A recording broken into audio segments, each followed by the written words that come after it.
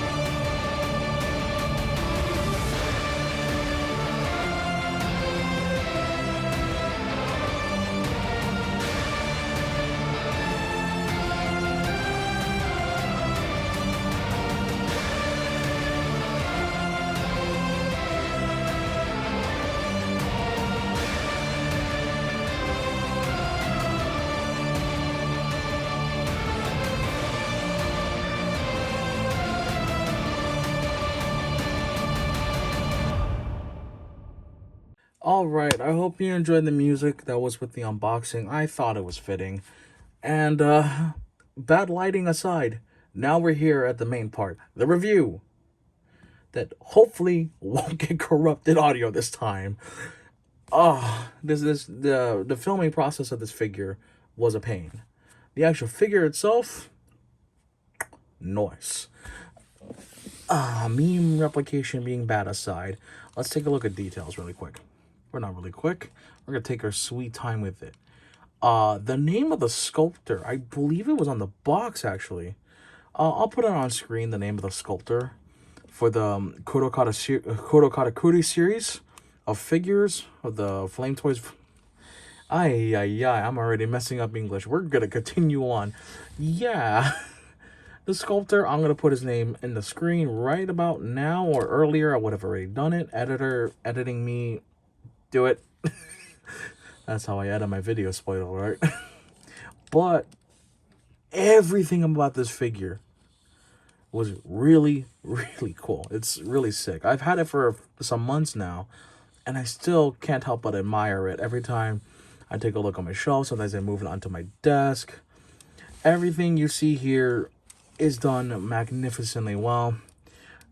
This is kind of expected of Flame Toys, since especially the Kuro Kuri series is like the Hot Toys like closest, or Hot Toys like look-alike or something like that.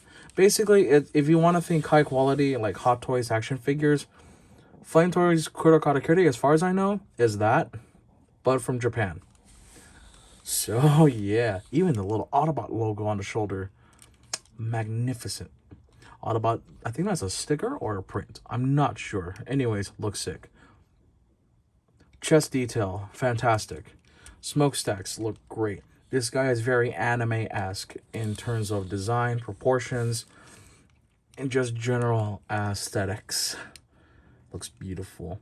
And I don't know if there's like more like internal die-cast metal. I'm assuming there's some in the major joints here in the arms, definitely in the chest somewhere, definitely in the legs where they're the most heavy.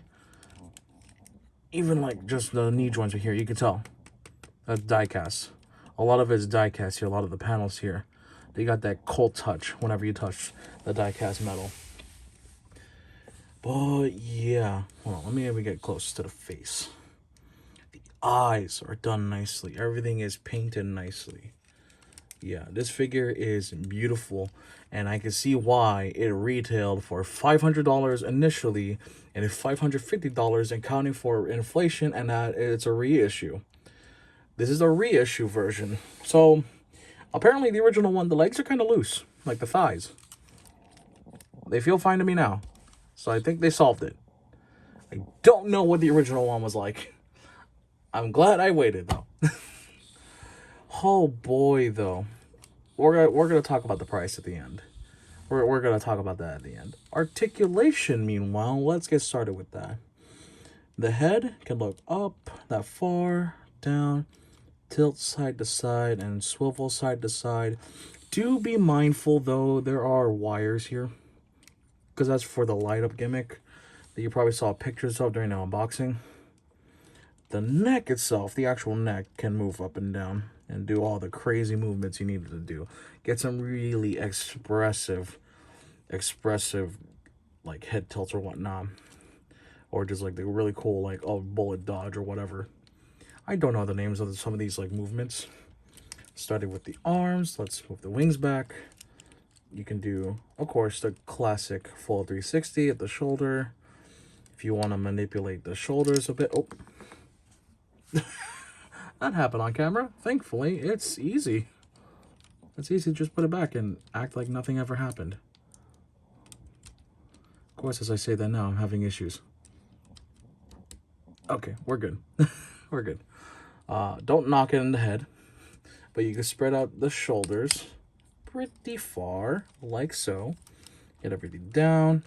Get them out perfectly. You can do a T-pose if you want it. While we're here, you can do bicep rotation. All this stuff moves, all the shoulder bits flare out to give more room. And then pulling this down, see the joints. Yeah, I think the joints are die-cast. These big ones. The elbows can bend, do a double. They're a double joint and go over 90 degrees. A little bit of that floppy motion. And if you do it the other way, it sort of accommodates, but not really. You can do stuff with the hands around here. Everything is articulated, and I think you can see it right here. Let me just tilt the camera. down, bring the arm closer. Yeah. You see that little piston pumping detail? Yeah, that's sick. That's absolutely sick. Alrighty. Besides that, you can also swivel the wrist. These are tight ball joints, so you don't have to worry about everything breaking or just falling off completely. You'll be fine. These joints are pretty dang solid. You probably noticed they're a little bit tilted at the waist. The waist at the upper chest. Go that far. You can do it the other way as well if you want to get some dynamic movement. You can lean back pretty far, and a la 3-0, you get this little motion right here. Yeah. Little spinal stuff extends, everything moves back. Yeah. I think 3-0 has it down pat, but this is like a really good interpretation of that whole movement. Of course, you can swivel the waist around. Granted, you're going to be moving stuff. Then we move the hip skirts out of the way. You can kick forward that far. Pretty damn nice. Kick, if you move this out of the way, most especially, kick back about yay far. You can go out the side fully, or nearly fully. You could do the full Van Damme almost, if you want to attempt that. And then the aforementioned, wait, let me adjust this. There we go. Then the aforementioned thigh swivel, which is nice and buttery smooth on my copy. You got double knee joint. Oh, okay. Watch. So it's like that, right? Stationary. As you collapse the knee, this panel's moving too. There we go. Beautiful. Double jointed knee. Looks fantastic. There we go. And then, of course, with the feet, you have ankle swivel as you need. You got ankle tiltage as you need. And then the foot can go back and forth. It's got its own little manipulations you could do. There's die cast joint again. Everything you want the ankle to do, you can have it do. And then, of course, some little flaps here move. Alrighty. Let me just get the feet into proper position so you can stand pretty well. That's the thing with high-end action figures. They tend to be able to stand in different ways. Sometimes you're going to have a little bit of issue trying to get it to a specific pose. But just finagle with it, just work with it, and you'll get some pretty cool poses like what I could do in those pictures. And there'll probably be more pictures up as the video goes on. Now, you probably noticed he has a jetpack. I know in the G1 cartoon, he used, I think it was Sideswipe's jetpack? I think it was Sideswipe. They used Sideswipe's backpack for him to be able to fly about, because in the cartoon, he can't normally fly. But they decided to just make it part of the design here. So the wings can, if I don't pop them off like that, they're just clipped on. They're just clipped on. Yeah. So you're okay. You can flap them back and forth. You can store them away. You got little thrusters right here that you can rotate the position back and forth and all that fun jazz. You can do everything with that. You can do so much with this figure. It's kind of like I say that just regularly, but it's kind of nutty how much you can do with this guy. It's kind of nuts. Now, I do want to address something. Let me just, apologies for any background noise. Let me just come here really quick. So let me set the arms a certain way so that there's clearance. There you go. And then we could do this. And then we could do this as well. You got the matrix of leadership stuff in his chest. Got all the nice detailing exposed now. Different cybernetics, different pieces. The jewel looks nice. And while we're here, there's going to be two buttons. Those golden sections right here. Those are your buttons. You press this one right here. Then bam, you got the chest light happening. Let me turn off this light. There you go. You got that chest light happening. This other button right here. boom, eyes light up, things are bright. He's staring at you, he's glowing at you. And if you put the chest down, that looks sick. However, you probably notice in the pictures, that's not all the lights he's got. Come down here, knee pads. You just flick this switch. Got a red light. Got a red light. Let's just put it in like so. Do the same thing with the other knee, like so. Almost. There's a specific tab and slot. And there you go. It's all lit up now. Alright, I took off the backpack, tab and slot, 2 tabs, and you get 2 slots right there. I should note, when you do purchase this figure, or whenever someone gets you this figure, there's going to be a very good chance that depending on where they get it from, batteries should be included already. You're going to be needing, or rather having, and if you already get it in the box, you're going to be having 7, I repeat, 7 LR41 coin batteries. You are going to be needing those for replacements, or if they don't come with the batteries whenever you get this figure, if you ever decide to drop the big bucks for it. I got it as a birthday gift. I'm going to reiterate that later.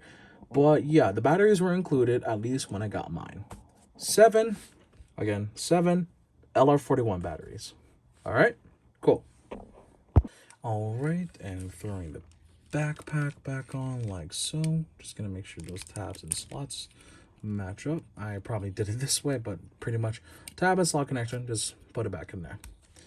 We're gonna take a look at accessories now, starting with the face. Besides the default mouth plate, you get an open face, neutral expression, cool. You get what is my favorite, the battle damage face, with gritting his teeth in anger, or he's in combat, whatever you want to describe it. So how we do that is a little convoluted. You want to pull at the bottom here. You want to pull at the bottom a little bit. It's gonna be tough. Yeah, there you go. There you go. You get at it like so. You pull this top part out. This top part, the head crest, comes off, and then you could just pull the face off like so. Or you're going to do it with the normal head. Oh, we're going to do it with the neutral open mouth, or open like face. I'm going to put the head back on like so. And then, there we go. Cool. No, that's the wrong way. And there you go. There's his face now. His eyes are lit up again. Everything looks sick. I love how the face looks like. This seems to be a callback to not only Bayverse, but also I believe he did this in Cybertron and in animated. I think he also did this prominently in animated before live action was a thing. Now let's get rid of the head crest again. Let's take it off, and then we're gonna put on the other face. I'm gonna save you the headache of watching me struggle. And here we are with the battle damage face mask sculpt, and the one I will be personally displaying with. Just looks so cool. It's the most unique one too, in all honesty. So yeah, you're gonna see this one for the rest of the review. Speaking of the rest of the review, we're gonna go on to the rest of the accessories.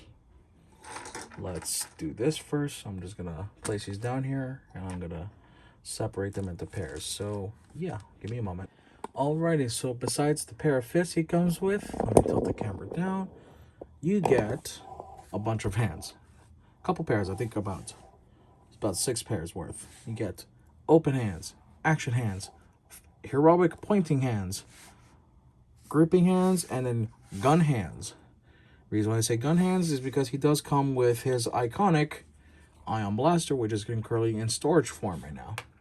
Figured I'd just show you all of these things laid out and ready for use. Also, to keep in mind, just remember that these are ball jointed, so you could just pull them off like that, and you could just plug them back on however you wish. Like so. Pretty easy, right? Pretty darn simple. Now let's get to his backpack while we're here, because we're going to show a little bit of storage. What you want to do is take the ion blaster, which is currently folded up. You can just stick it in there like so. You can also open this flap. Sometimes I've had mixed results where you can push this down with it, but usually it's just easier to just pull it down manually, and then you just store it like so. Oh wait, other way. There you go. Store it like so.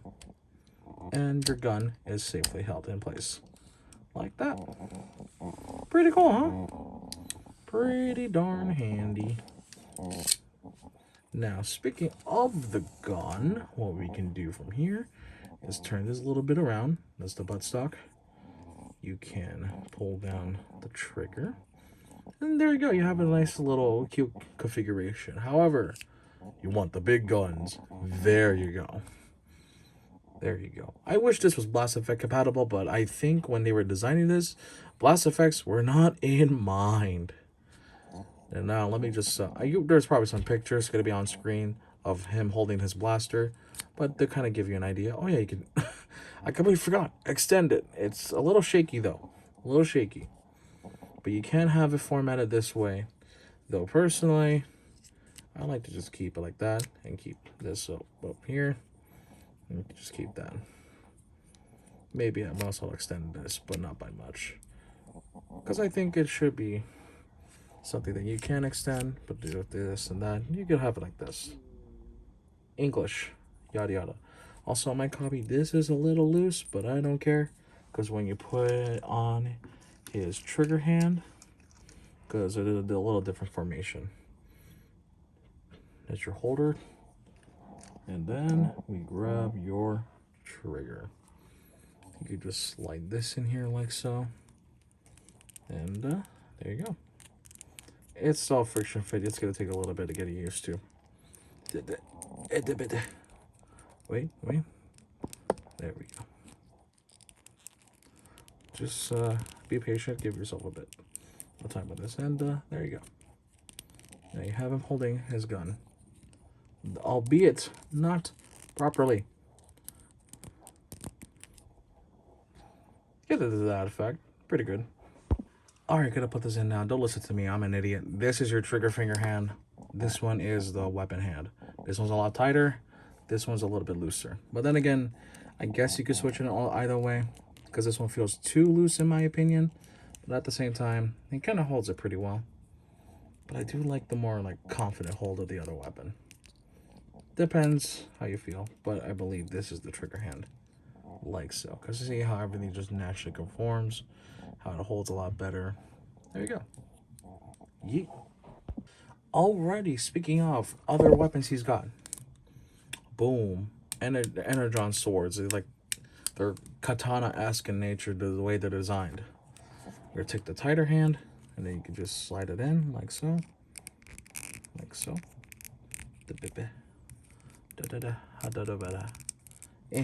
Wait. The struggles of doing this on camera. It's easier when I'm off camera.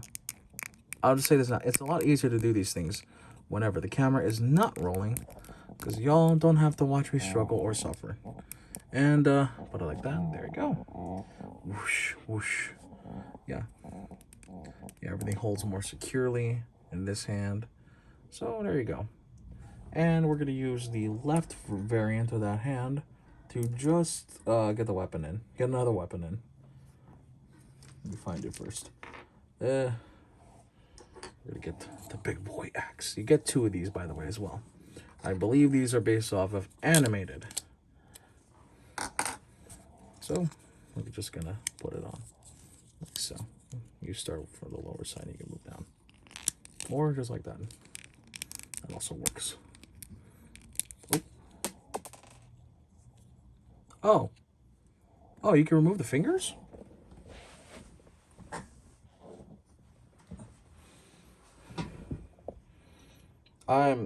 Okay. Good to know. Good to know you could just remove the thumbs and just slot it in if you want. I genuinely did not think of that, nor did I find that in the instructions. I don't think that's intended. But goddamn it, it made it so much easier. Okay, you learned something new. You can take the thumb off, I guess, because it's on a peg. And now you have the axe. Yeah. Cool, cool, cool. But on that note, can I do it on the other one as well? Seems like I should be able to. You know what? I'm going to figure that out off camera. All right, I'm not going to tempt fate, but I know that there's a peg under the thumb, so at least if you want to try it, you can do it at your own discretion. We're not going to do that here, though, because I still want to at least have him hold the big boy sword. The Sword of Judgment, I believe is called. It's a little scabbard area where it sits in like a stone structure or metal structure in this case. Simple shell, but Autobot symbol, all the detailing on it. Oh, this is on the front. Unfortunate. Big sword. This thing is massive in my hands, but this is the form when it's not in use. You wanted to deploy it, you gotta do that. And there's a little bit of action going on there. Everything gets lowered, and then he can just swing it around. Give me a moment, I'm gonna put this on. A hand. A hand now clasps the sword tightly. It clasps onto it and doesn't let go. Yeet. Alright, before we continue anything, I just can't tell which one is which anymore. I think you could just use either one. Because this is the one where the thumb popped off, but now, at least in my copy, this thing's kind of loosey-goosey. But hey, it might help once I put it on the figure itself. But yeah. Yeah, see how this one fits nicely? Yep. Do I know what I'm talking about sometimes? Nope. Do I try anyways? Yes. Does it always succeed? Not always. But sometimes. Alright. Let's get back. Alrighty, so now while you have everything set and ready to go, where are you going to put this guy in a dynamic pose? Well, move this big guy out of the way yet again. You're going to see part of the sword in frame. I'm not sorry about that. But you get this. A stand. Why am I sounding like I'm trying to sell you a product? But pretty much what you want to do. You got different levels of connection right here for this little bit. And then this little bit you also got right here. You also can, although it's difficult. Oh yeah, it's like stuck in there. Whoops. Whoops, because it's been there for months and I haven't moved it. But basically what the idea is, you can just adjust however you like. You can push this up however you like. Lock it in. You can push this out a little bit and just readjust where you want to put it. And then here goes the awkward part. This gray part right here has to go in between his cheeks. Bro has to be spread wide open. Or in this case, it's already open. And then just boom. You can adjust it by leaving it in his ass. And there you go. Not the best like posing you can do, but you can do something about it. You can have fun with it. You can pose it. Anyways, while I prepare for size comparison, I'm gonna take a few good shots of Prime in the air and doing some fancy looking poses. Probably just like a few.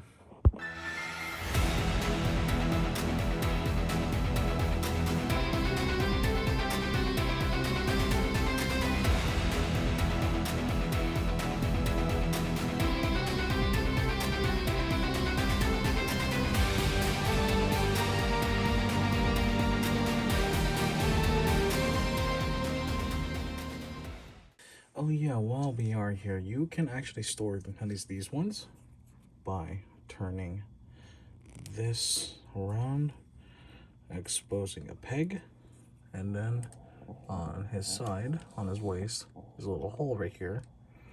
Peg hole, peg, and then boom. And then boom. Like that. Naturally, we can do the same on the other side, just different side, obviously. Like that. There we go. Oh, excuse me. My bad. And then peg hole. You get the story. There we go. Can you do the same for the axes? Not really. Can you do the same for the gun? Well, you saw it earlier. You could do it for the gun. The axes are kind of the ones that are left out. But I think what I might do is store the gun. Like, take it off this guy's hands. I love that. Probably not intended, but it's so fun to do. Makes life easier. We're just gonna put the gun back together, like so. Like so. Then come to the back, open it, and then other way. I keep forgetting. There we go. There we go. Like so. Then it will keep everything else open. I'll have the other hand hold more of the axe. I'll get that sorted. But yeah. And then here we are with the Prime, all suited up and ready for battle. When we do size comparisons, I'm actually going to turn the lights off. These ones at least. And the eyes and everything, just to conserve batteries. I'll just do that right now. Well, you won't get to see me do the knee pads.